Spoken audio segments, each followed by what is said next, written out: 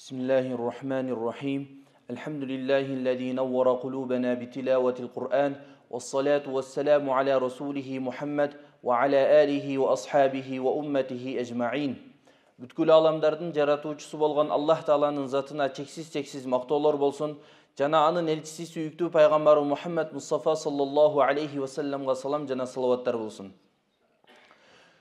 Урматтуу бир туугандар, бүгүнкү илимий таалимибиз ыйык Кур'ани Каримди окуунун, аны жаттоонун жана ыйык Кур'андын фазилеттери туурасында болмокчу. Пайгамбарыбыз саллаллаху алейхи ва саллам өзүнүн айткан хадистеринде ыйык Кур'андын өтө көптөгөн фазилеттерин айткан. Анын ар бир тамгасына канча сооп берилет, аны жаттаган адамга кандай сыйлык берилет, ал окулган үйдө кандай жакшылыктар болот, ошонун бардыгын пайгамбарыбыз саллаллаху алейхи ва саллам өзүнүн куттуу хадистеринде баяндап кеткен. Бүгүн ошол хадистердин бир канчаларын айтып өтөбүз.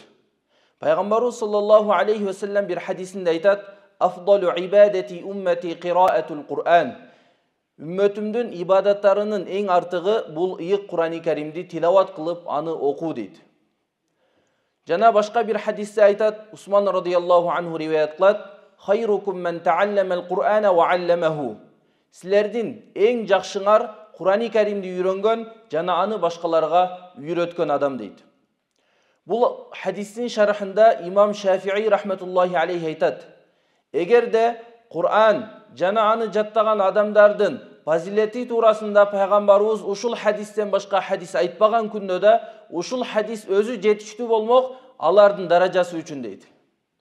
Жана Абдурахман бин Хабиб Сулами деген табиин рахметуллахи алейхи айтат: "Ушул пайгамбарыбыздын силердин эң жакшыңар Куранды үйрөнгөн жана аны башкаларга үйрөткөн деген хадиси мени 40 жылдан ашык убакыт Кур'ани Каримден сабак берүүгө мажбур кылды" дейт.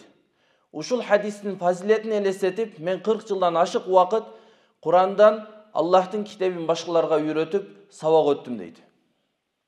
Мына ошондуктан урматтуу бир тууган, момун адамдын, мусулман адамдын эч бир күнү Кур'ансыз өтүүсү бул мүмкүн эмес экен да.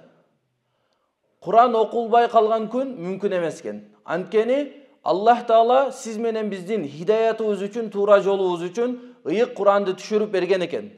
Ал Кур'анды түшүнүп окуйлу, же маанисин түшүнбөстөн окуйлу, бизге ар бир тамгасы үчүн Аллах Таала эселеп сыйлык соопторду жазат экен. Бир жолу мурунку заманда бир аалымды бир адам үйүнө чакырат экен. Үйүнө чакырып, ошол дамыла үйүнө келгенде: "Молдеке, үйүмдө бир Кур'ан окуп дуа кылып бериңиз, Алланын берекеси түшсүн" деген максатта Кур'ан окутуу үчүн чакырган экен. Анан жанагы молдо кечке маал ошол адамдын үйүнө келет.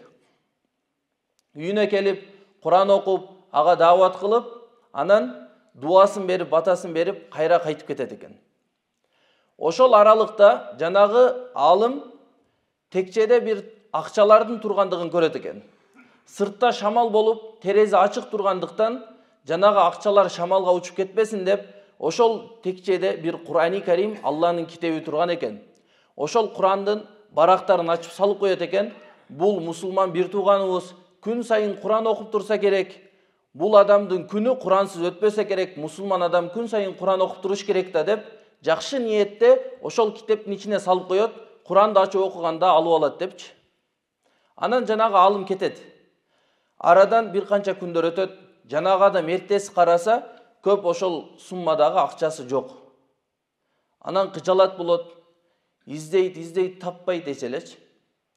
Анан ой келет, ошол аалым алды окшойт деп. Анткени ал күнү ал адамдын үйүнө ошол аалымдан башка эч ким келген эмес эле. Бирок аалымга айта албайт.